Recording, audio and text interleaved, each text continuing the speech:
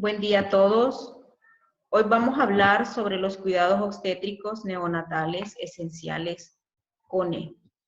La Secretaría de Salud, dando continuidad a la implementación de la Estrategia Nacional de los Cuidados Obstétricos Neonatales Esenciales, en el marco de la política para reducir la mortalidad materna y neonatal, recursos humanos que intervienen en la prestación de atención a mujeres embarazadas, puérperas y recién nacidos en los servicios con internamiento para mejorar las competencias a fin de que puedan responder al manejo adecuado y correcto según las normas nacionales en lo que es la atención materna y neonatal. Algunos de los objetivos de la estrategia CONE son los siguientes. Disponer de los conocimientos normativos para la atención materno-neonatal eficaz, basado en la evidencia, para incrementar el acceso y optimizar la atención con calidad, apoyado en la vigilancia de la muerte materna y neonatal, orientado para la población más vulnerable y de mayor riesgo, que esta debe de ser continua y de calidad a la mayor cantidad de usuarios en todos los niveles de atención. Pero, ¿qué son los cuidados obstétricos y neonatales esenciales?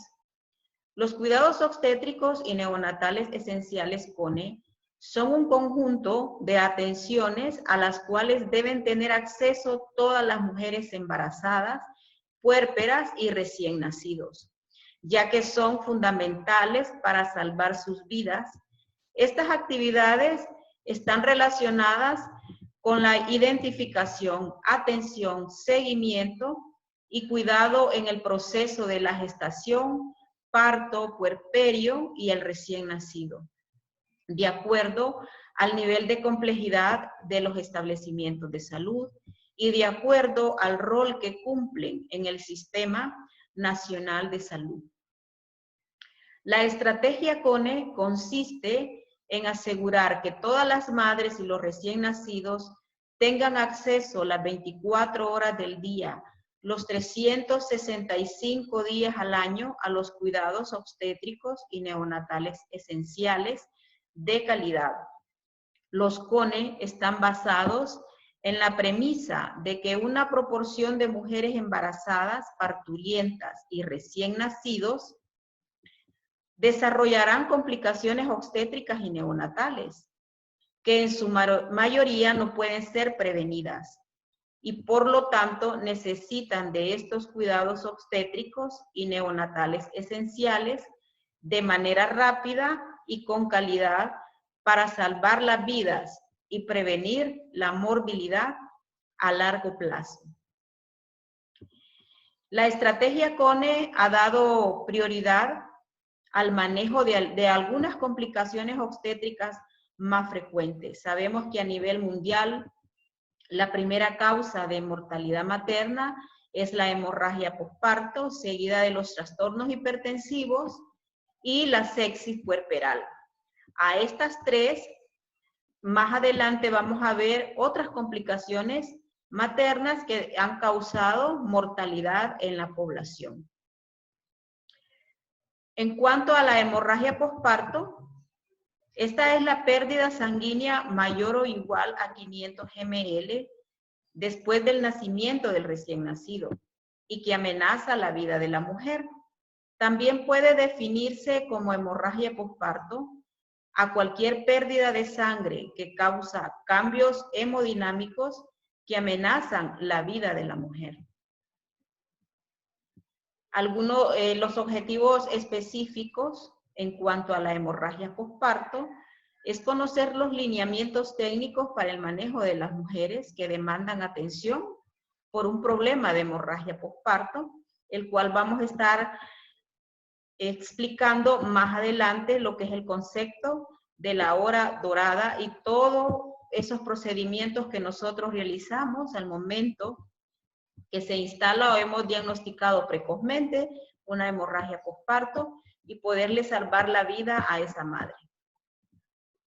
Algunas de las causas y factores de riesgo relacionados a la hemorragia posparto Tenemos los vinculados a la paridad, por ejemplo, la primigravidez, más que todo en las pacientes adolescentes, ya que este es un problema serio de salud pública que nosotros tenemos, debido al incremento a cada día de los embarazos en las adolescentes, las cuales corren mayor riesgo de presentar una complicación obstétrica. También tenemos la gran multiparidad de aquellas mujeres que tienen 5, 6, 7, 8 hijos.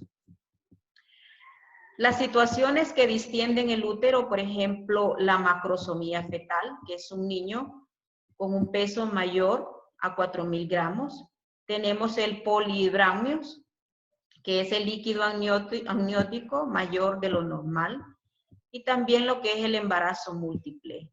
Estos factores lo que desarrollan es una mayor distensión del útero, el cual afecta al tono del mismo. La prolongación de los periodos del parto también es una causa y un factor de riesgo. Por ejemplo, del primero de los periodos, este incrementa el riesgo en 1 a 6 veces. Anteriormente ya hemos discutido lo que son los estadios del parto. Del segundo periodo del parto incrementa el riesgo en 3 veces. La expulsión tardía de la placenta también, después de los 18 minutos, incrementa el riesgo de hemorragia posparto. Después de 30 minutos, incrementa el riesgo de hemorragia posparto en 6 veces. Las infecciones por corioamnionitis. La corioamnionitis es una complicación que se presenta en una mujer que ya tiene ruptura prematura de membranas y que ha llegado a las 18 horas de esa ruptura y no se ha producido el parto y la paciente comienza a presentar fiebre mayor de 38 grados centígrados, la vagina está caliente y el líquido amniótico está caliente al momento del parto. También las malas prácticas de atención del parto y protección del periné es otro factor asociado a lo que es la hemorragia posparto. Por ello es importante que todo el personal de salud, tanto médicos generales en servicio social, internados rotatorios, enfermeras profesionales, que van a brindar atención de salud en las salas de labor y parto, deben de recibir previamente el taller de los cuidados obstétricos neonatales esenciales antes de ingresar a la sala para que ellos puedan tener todo el conocimiento científico, la teoría y las prácticas, según la evidencia científica, para brindar una atención de calidad y poder minimizar estas complicaciones. En lo que es a la hemorragia posparto, nosotros utilizamos bastante lo que es la memotecnia para recordar de manera sistemática la búsqueda de las causas de hemorragia posparto. Para ello, nosotros empleamos lo que es el esquema de las 4T. En este esquema tenemos la T de trauma. La T de trauma, más que todo nos referimos a los desgarros perineales que pueda tener la mujer. El desgarro de cervix, que es una complicación muy grave en la paciente. En lo que es la T de trombina nos referimos a los trastornos de coagulación, que más adelante vamos a estar explicando más específicamente cada uno de ellos. En cuanto al tono, tenemos lo que es la sobredistensión del útero, como por ejemplo la macrosomía fetal, el embarazo gemelar, la multiparidad, entre otros. En cuanto a la T de tejido, nos referimos a los restos placentarios que se puedan quedar después del alumbramiento de la placenta. Aquí los podemos ver con mayor exactitud. Referente al tono, este representa el 70% de las causas y factores de riesgo en cuanto a la hemorragia posparto, debido a factores que sobredistienden el útero o que agotan la fibra muscular uterina. En su etiología tenemos la sobredistensión uterina y en sus factores de riesgo podemos decir o referirnos al embarazo múltiple, gemelos, trillizos, la macrosomía fetal, en un niño que pese más de 4.000 gramos, el polidramnios, que es excesivo líquido amniótico, o algunas anormalidades fetales. En cuanto a la fatiga del músculo uterino, el trabajo de parto prolongado, un parto precipitado, la alta paridad, esto aumenta 20 veces el riesgo de lo que es la hemorragia posparto. Y un embarazo previo con hemorragia posparto también. En una paciente que en su parto anterior presentó hemorragia posparto, corre un riesgo mayor de presentarla en su próximo parto. En lo que es la distorsión uterina y las anormalidades, entre sus factores de riesgo podemos mencionar lo que son los miomas uterinos o la placenta previa.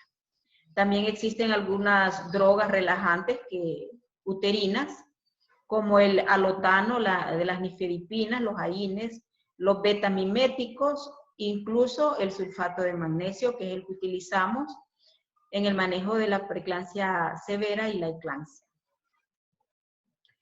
En cuanto a la T de tejido, nos referimos a la retención de restos ovulares. La retención de placenta, de membranas, la placenta normal y la subsecturiana del óvulo accesorio. Entre sus factores de riesgo podemos tener una cirugía previa-uterina, una placenta incompleta, una placenta normal en ultrasonido. Por eso es importante con la T de tejido que al momento del alumbramiento nosotros verifiquemos que la placenta está completa y que no se han quedado residuos o no ha habido retención de placenta o de membranas de la misma. En cuanto al trauma, en su etiología tenemos lo que es el desgarro del cérvix, vagina y periné, pero que el desgarro de cérvix es una complicación muy grave que se presenta en la paciente. Generalmente este se produce porque la mujer ha empezado o ha comenzado a empujar antes de cumplir los 10 centímetros de dilatación y que nosotros como enfermeras debemos de orientar y educar a la paciente en el momento oportuno que ella debe de pujar. Esto va a evitar que se presente lo que es un desgarro cervical. También por un parto precipitado se puede presentar esta complicación. En cuanto a lo que es el desgarro extendido en cesárea, puede ser por una posición anormal o una manipulación fetal por un encajamiento profundo. Más que todo se presenta en los recién nacidos que están transversos. Lo que es la ruptura uterina, entre sus factores de riesgo está la cirugía previa-uterina y la hiperestimulación uterina.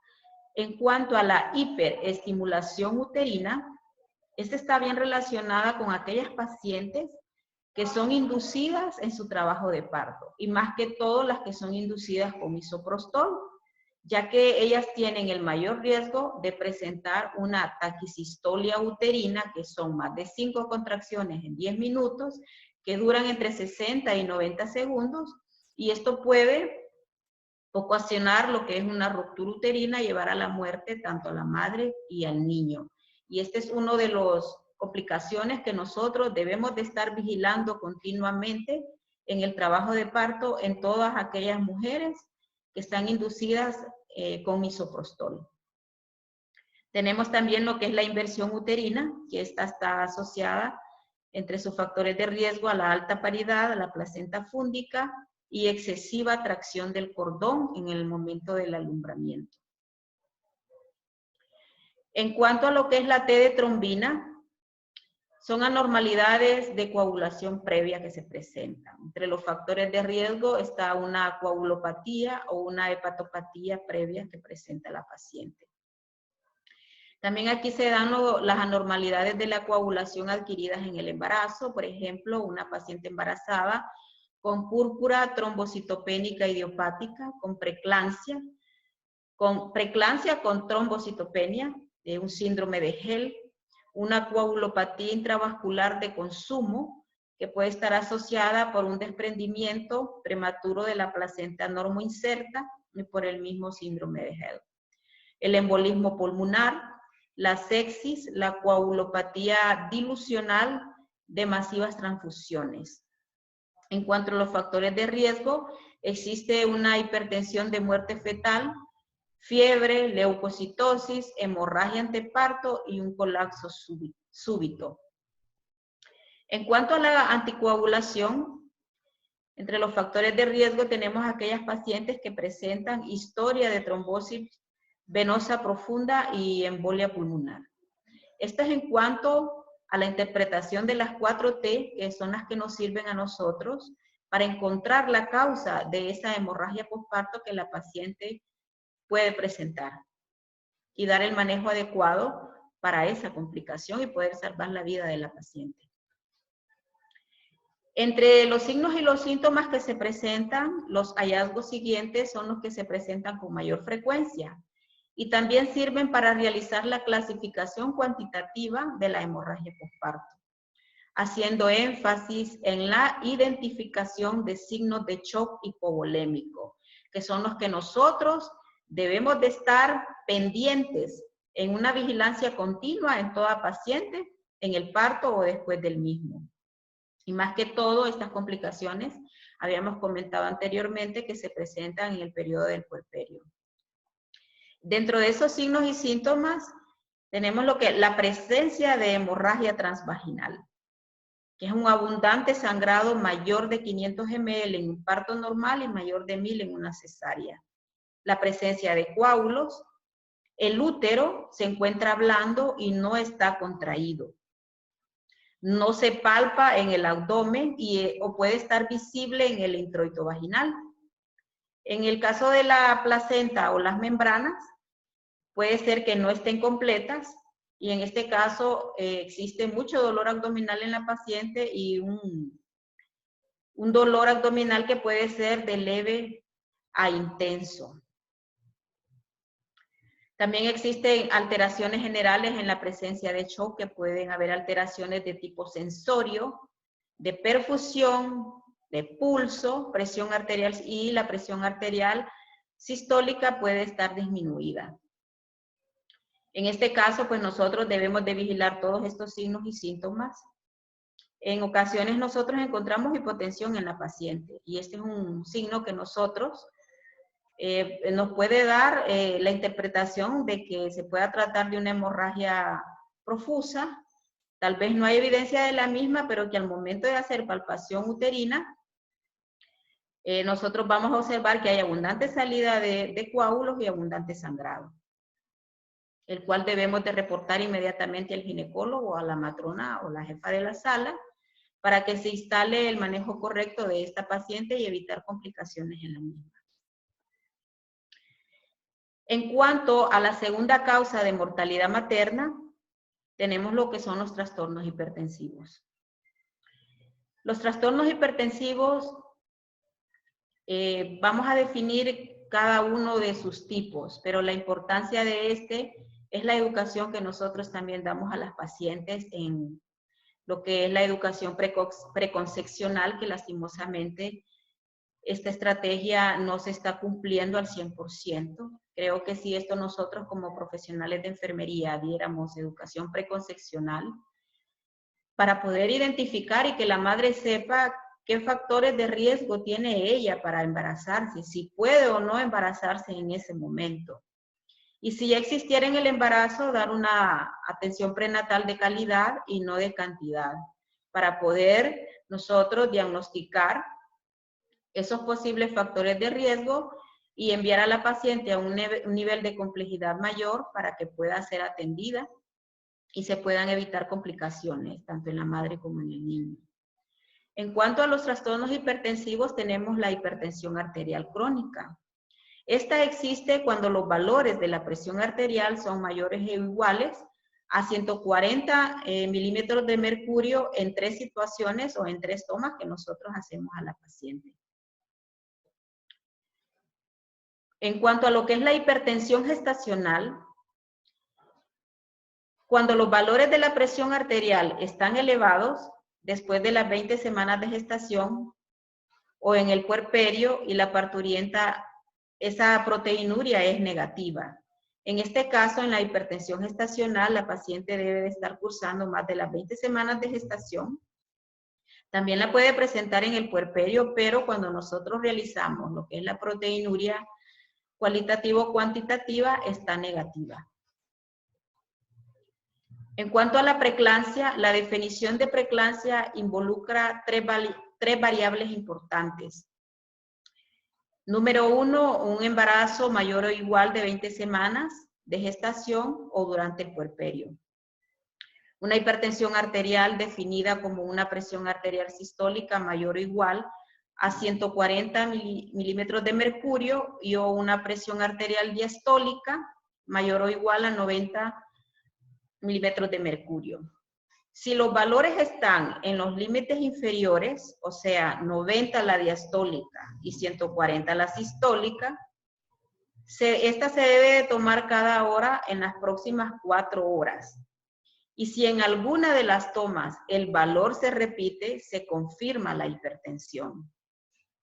En cuanto a la proteinuria, esta la podemos definir en dos formas. Tenemos la proteinuria cuantitativa, que a la paciente se le entrega un frasco estéril con su nombre completo, su número de expediente, la fecha que comenzó a recoger la muestra de orina y la hora, ya que la paciente debe de recoger la orina por 24 horas en ese frasco, el cual se enviará a estudio.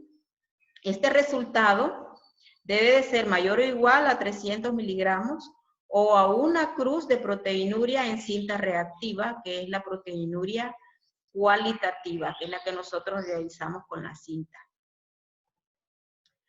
En cuanto a la eclampsia, esta es prácticamente la aparición de las convulsiones asociadas a un trastorno hipertensivo del embarazo. La preeclampsia, una hipertensión estacional, la preeclampsia sobreagregada, y se descarta otro trastorno neurológico que pueda tener la paciente. El síndrome de Hell es una disfunción orgánica materna asociado con la preeclampsia y que puede presentarse con diversas características clínicas y alteración de los resultados laboratoriales, encontrándose en ellos lo que es una hemólisis y los niveles elevados de enzimas hepáticas, la TGO y la TGP se encuentran elevados y existe una trombocitopenia, que son las plaquetas de 100 o menor de 100 en lo que es un hemograma.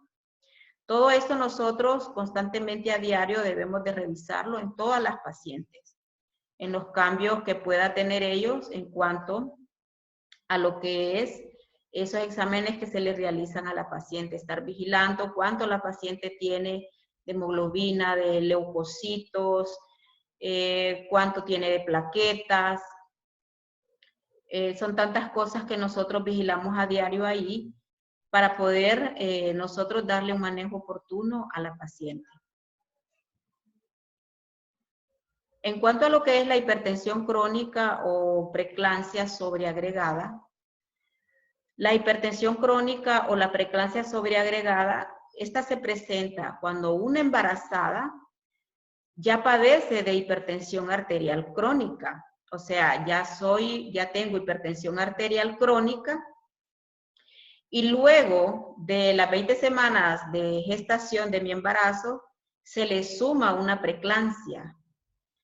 El diagnóstico se confirma si la proteinuria cuantitativa, que ya habíamos explicado anteriormente, es mayor o igual a 300 miligramos en 24 horas, o en tiras reactivas con proteinuria persistente, que es la proteinuria cuantitativa que nosotros realizamos en la sala de admisión de lo que es la labor y parto. Entre los factores de riesgo de los trastornos hipertensivos podemos mencionar los siguientes: la nuliparidad, la adolescencia, que habíamos comentado anteriormente, que es un problema serio de salud pública que nosotros tenemos actualmente a nivel mundial, a nivel nacional y regional, y son las pacientes que más presentan esta complicación. El embarazo múltiple, la obesidad, la historia familiar de preeclampsia, la preeclampsia en el embarazo previo, este aumenta el riesgo de volverla a presentar. Los resultados anormales de estudio Doppler entre las 18 y las 24 semanas de gestación.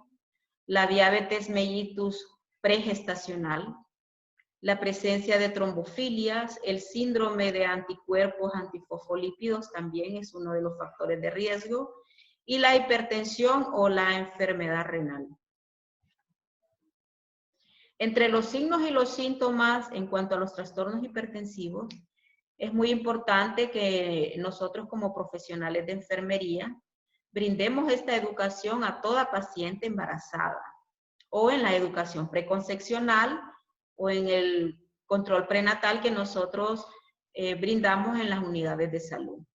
Esa paciente debe de conocer y reconocer estos signos y síntomas. Entre ellos tenemos la cefalea intensa.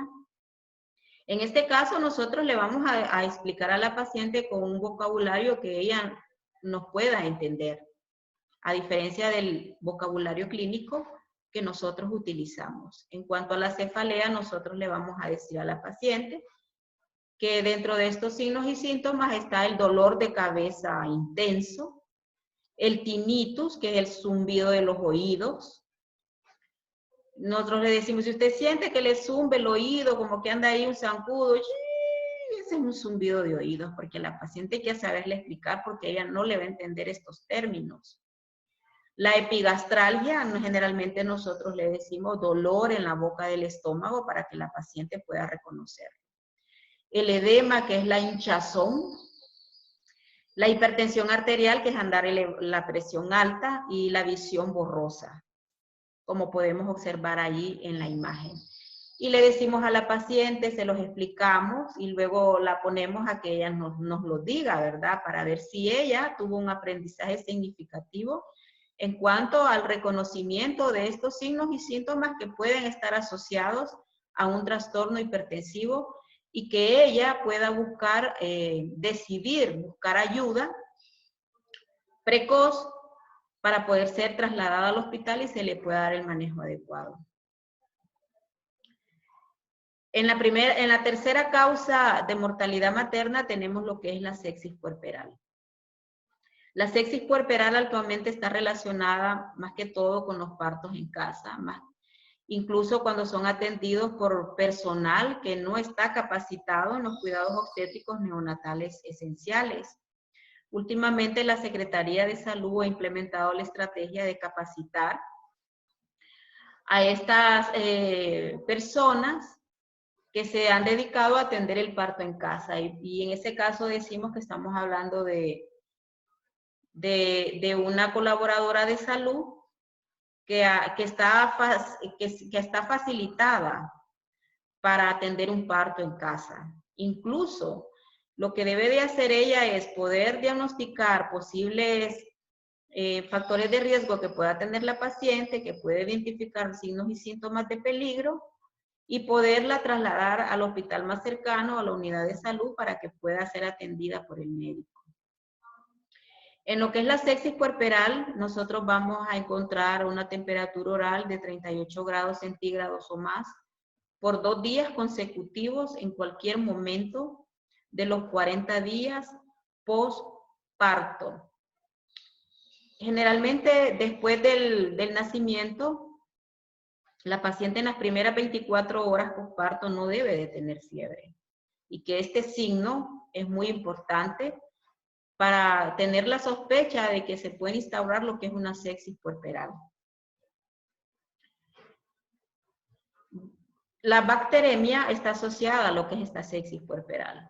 Cuando tenemos una bacteremia, es la presencia de bacterias viables en la sangre, confirmada por medio de cultivos y que puede ser transitoria. En cuanto a una infección, es un fenómeno microbiano caracterizado por la respuesta inflamatoria a la presencia de microorganismos o la invasión de tejidos normalmente estériles del huésped o por los mismos. Dentro de esa sepsis puerperal existen muchas complicaciones y entre ellas está lo que es la endometritis puerperal. Este es un cuadro infeccioso bacteriano consecuencia de una infección posparto del tejido endometrial. Dependiendo de su extensión del proceso, se clasifica como una endometritis, una endomiometritis o una endoparametritis. Este es un cuadro clínico potencialmente grave en la paciente, que si no recibe el tratamiento adecuado y oportuno, puede evolucionar a una pelviperitonitis difusa e incluso en una septicemia puerperal. Después de todo este proceso se instala lo que es una sepsis severa en la paciente. Aquí ya existe la presencia de sepsis más disfunción de órganos o tejidos o una hipoperfusión inducida por la misma sepsis. Luego se presenta lo que es el shock séptico. Ya en este existe hipotensión persistente inducida por la misma sepsis. Y en este caso puede hacer que la paciente necesite una adecuada reanimación con líquidos. Lo importante de lo que es la sepsis puerperal y estas complicaciones es que nosotros como profesionales de la salud brindemos una atención de calidad a la paciente, desde la ropa estéril que nosotros vamos a utilizar, el equipo debe de estar estéril, practicar las normas de bioseguridad, el lavado de manos constantes, evitar el número excesivo de tactos vaginales en la paciente, evitar la exploración endouterina de rutina después del parto. Son tantas actividades que nosotros realizamos y que las sabemos, pero que todo es conciencia, que nosotros tengamos conciencia de hacer las cosas bien, con eficacia, con eficiencia, para evitar estas complicaciones. Generalmente en un parto institucional son las malas prácticas que nosotros realizamos, las cuales debemos de evitar. En caso de que una paciente sea atendida por un parto en casa, pues ya sabemos que el riesgo es mayor. Si nos encontramos en el hospital, debemos de reconocer precozmente estos signos y síntomas que puedan poner en peligro de la paciente y no esperar a que se instale el shock séptico. Esa es una de las prioridades que nosotros debemos de realizar constante, una supervisión constante en la paciente, educar al personal de la sala que nosotros tenemos en cuanto a las complicaciones que más se nos están presentando en la sala para que se dé un manejo adecuado, junto con el ginecólogo de la sala y todo el equipo de salud. Pero aparte de estas tres complicaciones, que son las más frecuentes relacionadas a la mortalidad materna, que es la hemorragia posparto, los trastornos hipertensivos y la sepsis puerperal, existen otras complicaciones obstétricas que han causado mortalidad materna últimamente. Tenemos la embolia de líquido amniótico, que últimamente se han reportado casos que van en aumento con esta complicación. La embolia de líquido amniótico es una alteración extremadamente rara, asociada con el paso de componentes amnióticos y fetales a la circulación pulmonar materna. Su diagnóstico es poco frecuente, cuya confirmación en la mayoría de los casos se establece mediante autopsia en la mayoría de ellos. El primer caso de esta enfermedad fue publicado por Meyer en 1926. Sin embargo, el síndrome se conoce en la actualidad. El que se conoce en la actualidad fue definido por Steiner y Lisbaugh en 1941. Existen varias teorías sobre la fisiopatogenia de la embolia de líquido amniótico, pero la más difundida históricamente sugiere que en esta complicación se origina por la ruptura de la barrera entre la circulación materna y los componentes del fluido amniótico, por lo que este pasa al torrente sanguíneo materno, produciendo una obstrucción mecánica y reacción inflamatoria en la circulación pulmonar de la mujer embarazada. Generalmente, el primer signo que se presenta en la paciente es la dificultad para respirar. Si nosotros observamos este signo en la paciente que tiene dificultad para respirar, nosotros debemos de reportar inmediatamente al ginecólogo o a la matrona, la jefa de la sala.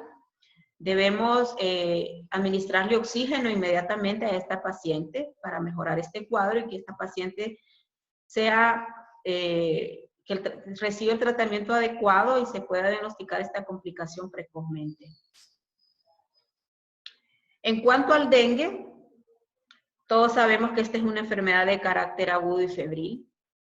Es una infección humana prevalente y causada por los flavivirus, transmitidos por la picadura de mosquitos, infectados del género Aedes aegypti. Este está caracterizado por la aparición de un cuadro de tipo gripal, seguido de un cuadro febril brusco, exantema con mialgias, artralgias y cefaleas. Estas son generalmente frontooculares. En su evolución se puede presentar anorexia, náuseas y vómito. En la mayoría de las complicaciones que se ha presentado o de las muertes maternas, según revisión de casos clínicos, algunas pacientes asisten al hospital, se les da su orden para que se realicen su hemograma diario y las pacientes no vuelven. No, aunque se les dé la educación en el hospital que debe de hidratarse, que debe de tener reposo, que no debe automedicarse, que solamente debe de tomar acetaminofén, que no debe de tomar AINES como el ibuprofeno, la diclofenaco, la aspirina. En muchos casos de esas muertes que se ha presentado es porque las pacientes se han automedicado o porque no le han tomado importancia en realizarse lo que es el hemograma diario. O simplemente se quedan en casa poniendo en práctica la demora 1, que es cuando la mujer, el tiempo que la mujer pierde para buscar ayuda, según el problema de salud que ella está manifestando. Cuando tuvimos lo que es el problema de salud pública de la influenza H1N1, tuvimos también muchos casos de mortalidad materna. Esta es una enfermedad viral que tiene diversas etapas durante su desarrollo, que van desde los síntomas típicos como la fiebre, tos, adenofagia, rinorrea, dolor muscular, cefalea, malestar general, que estos son los menos frecuentes. Esto se presenta, en los menos frecuentes se presentan lo que es la diarrea y el vómito. Y los grupos de mayor riesgo son las mujeres embarazadas y las personas mayores de 65 años, pero sí hemos tenido muertes por lo que es la influenza H1N1. Actualmente, pues con el problema que estamos enfrentando del COVID-19, no se tiene una estadística en cifras reales de las muertes relacionadas con lo que es este problema de salud mundial que estamos enfrentando actualmente. Esto es en cuanto a lo que es la importancia del CONI hospitalario que todo personal de salud debe de recibir antes de entrar a las salas de parto. El manejo oportuno, el reconocimiento de los signos y síntomas de estas complicaciones obstétricas que se presentan y que ponen en riesgo la vida de la madre. No debemos olvidar que la educación preconcepcional es como la piedra angular para poder evitar todas estas complicaciones.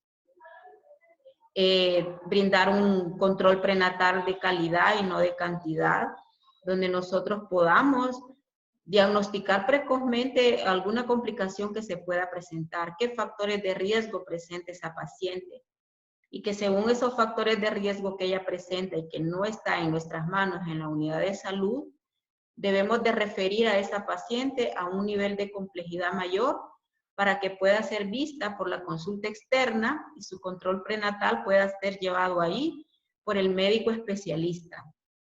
Esto para evitar complicaciones en las madres en cuanto a lo que es la mortalidad materna.